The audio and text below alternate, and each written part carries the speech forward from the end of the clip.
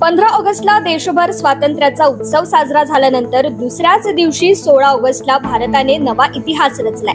चंद्रावर चांद्रयान 3 पाठवून जगाला आपली ताकद दाखवणाऱ्या इस्रोने आज नवीन उपग्रह प्रक्षेपित केलाय।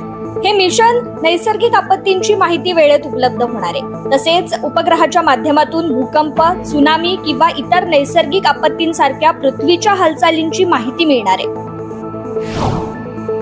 जपानचे पंतप्रधान फुमिओ किशिदा यांनी महागाईमुळे त्रस्त झालेल्या जनतेचे हाल पाहू शकत नसल्याने किशिदा यांनी स्वतः पंतप्रधान पद सोडण्याचा निर्णय घेतलाय। देशात महागाई वाढलीये, लोक त्रस्त झालेत, त्याचा राग वाढत चाललाय। हे सर्व मी पाहू शकत नाही, त्यामुळे पुढील महिन्यात मी पदाचा त्याग करतोय। यापुढे मी कधी पंतप्रधान पदाची निवडणूक लढणार नाही, अशी घोषणा किशिदा यांनी केली आहे। थायलंडचे पंतप्रधान थाकसिन शिनावात्रा यांना न्यायालयाच्या आदेशाने हटवले। त्यानंतर थायलंडच्या संसदेने त्यांच्या कन्या पेटोंगटार शिनावात्रा यांची आज सर्वात तरुण पंतप्रधान म्हणून निवड केली आहे। 37 वर्षीय शिनावात्रा यांना 2/3 म्हणजेच 319 मते मिळाली आहेत। अमेरिकेच्या उपराष्ट्राध्यक्ष कमला हॅरिस या माजी राष्ट्राध्यक्ष डोनाल्ड ट्रम्प यांच्यावर भारी पडत असल्याचं चित्र दिसतंय। त्यांना देशभरातून प्रचंड पाठिंबा मिळत असल्याने आणि त्यांची लोकप्रियता वाढल्याने डेमोक्रॅटिक पक्षाची हवा निर्माण झाली आहे। मतदार ट्रम्प यांच्यापासून दुरावल्यामुळे त्यांची लोकप्रियता घटत चालल्याचं समोर आलंय। पेन्सिल्व्हेनिया सारख्या महत्त्वाच्या ठिकाणी कमला हॅरिस यांची लोकप्रियता 3% वाढली असून ट्रम्प यांच्या लोकप्रियतेत केवळ 0.2% वाढ झाल्याचं दिसतंय। रशियाचे राष्ट्राध्यक्ष व्लादिमीर पुतीन यांनी भारताच्या स्वातंत्र्य दिनानिमित्त राष्ट्रपती द्रौपदी मुर्मू आणि पंतप्रधान नरेंद्र मोदी यांना शुभेच्छा संदेश पाठवले। व्लादिमीर पुतीन यांनी भारताला स्वातंत्र्य दिनानिमित्त शुभेच्छा देताना दोन्ही देशांमधील विशेषाधिकार प्राप्त धोरणात्मक भागीदारी मजबूत करण्यासाठी मॉस्कोची वचनबद्धतेची आठवण करून दिली आहे। महत्त्वाची बाब म्हणजे पंतप्रधान मोदी यांच्या युक्रेन दौऱ्याआधी पुतीन यांनी हे विधान केलंय। बांगलादेशात अलीकडेच घडलेल्या घटनांनी आपल्या स्वातंत्र्याचं मूल्य अधोरेखित केलंय, असं मत सरन्यायाधीश धनंजय चंद्रचूड यांनी व्यक्त केलंय। सर्वोच्च न्यायालयाच्या आवारात ध्वजारोहण केल्यानंतर ते प्रसारमाध्यमांशी बोलत होते। यावेळी सर्वोच्च न्यायालयाच्या बार असोसिएशनचे अध्यक्ष आणि ज्येष्ठ विधिज्ञ कपिल सिबल यांच्यासह अन्य पदाधिकारी उपस्थित होते। एमपॉक्स नावाच्या विषाणूने संपूर्ण जगाची चिंता वाढवली आहे। जागतिक आरोग्य संघटनेने मोठी घोषणा केली आहे। आफ्रिकेमध्ये एमपॉक्सचा वाढता विळखा पाहता जागतिक आरोग्य आणीबाणी म्हणून घोषित केलाय। हा विषाणू आंतरराष्ट्रीय सीमांच्या पार पसरू शकतो असा इशारा हूने दिलाय। अहवालानुसार आतापर्यंत हा विषाणू 116 देशांमध्ये पसरलाय।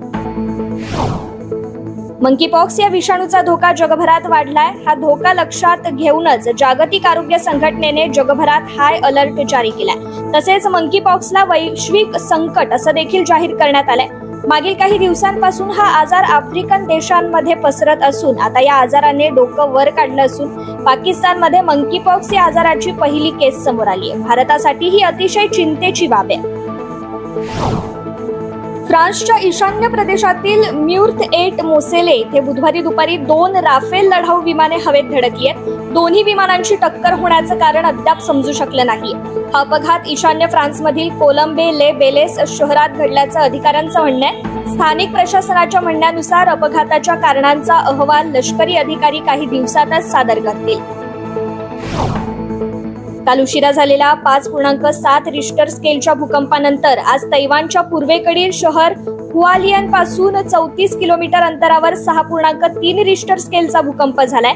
9.7 किलोमीटर खोलीच्या या भूकंपाने तैपैमधील इमारतींना हादरे बसलेत। यामध्ये किती जीवितहानी झाली आहे याची माहिती अद्याप समोर आली नाहीये। पाकिस्तानमधून नामांकित बहुराष्ट्रीय कंपन्या निघून जात असल्याचं चित्र सध्या आहे। गेल्या काही वर्षांमध्ये कंपन्या निघून जात असल्याचं प्रमाण वाढलंय। अस्थिरता, आर्थिक आव्हाने आणि राजकीय अशांतता यामुळे देशातलं वातावरण सध्या बिघडलंय। त्यामुळे या कंपन्या पाकिस्तानातून काढता पाय घेत असल्याची माहिती आहे। टोटल एनर्जीज, टेलिनॉर आणि शेल ऑइल्स यांसारख्या महत्त्वाच्या कंपन्या पाकिस्तानातून निघून गेल्या।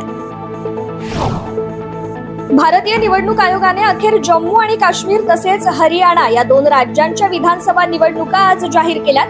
त्यानुसार जम्मू काश्मीरमध्ये 18, 25 सप्टेंबर आणि 1 ऑक्टोबर अशा 3 टप्प्यात निवडणुका होणार आहेत, तर हरियाणात एकाच टप्प्यात 1 ऑक्टोबरला निवडणूक होणार आहे, तर दोन्ही निवडणुकांचे निकाल 6 ऑक्टोबर रोजी जाहीर होतील।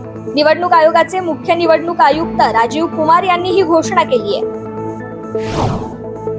अदानी पॉवरने बांगलादेशला वीज पुरवठा करण्यासाठी कोळशावर आधारित नवीन वीज प्रकल्प सुरू केलाय। हा प्लांट झारखंड मधील गोड्डा येथे आहे। या प्रकल्पाची क्षमता 1600 मेगावॉट इतकी असून यापूर्वी हा प्रकल्प केवळ बांगलादेशला वीज निर्यात करू शकत होता, परंतु आता केंद्र सरकारने वीज निर्यातीच्या नियमात बदल केलाय। यामुळे गौतम अदानी यांच्या अदानी पॉवरला आता भारतातही या प्रकल्पातून वीज विकता येणार आहे। जगातील आघाडीचे गुंतवणूकदार वॉरन बेफेगल्या काही महिन्यांपासून वेगवेगळ्या कंपन्यांमधील गुंतवणूक कमी करून रोख रक्कम जमा करतात। त्यांची कंपनी बर्कशायरने सध्या सुमारे $276.9 अब्ज रोख रुपयात जमा केली आहे। गुंतवणुकीनंतर उरलेल्या पैशातून लोकांना नेहमी खर्च करण्याचा सल्ला देणाऱ्या वॉरन बफे यांची ही भूमिका अवघ्या जगाला आश्चर्यचकित करणारी आहे। आजचा दिवस चित्रपट जगतासाठी खूप खास आहे। आज 17व्या राष्ट्रीय चित्रपट पुरस्कारांची घोषणा करण्यात आली आहे। या काळात साऊथ स्टार यशचा चित्रपट KGF 2 आणि रणबीर कपूरच्या ब्रह्मास्त्र चित्रपटाला राष्ट्रीय पुरस्कार मिळालेत। मल्याळम चित्रपट अट्टमने सर्वाधिक पुरस्कार पटकावलेत, तर ऋषभ शेट्टी, नित्या मेनन आणि मानसी पारेख यांनी सर्वोत्कृष्ट अभिनेता अभिनेत्रीचा किताब पटकावलाय। 2022-23 मध्ये प्रदर्शित झालेल्या चित्रपटांना 17व्या राष्ट्रीय चित्रपट पुरस्कारांमध्ये सन्मानित करण्यात आलंय।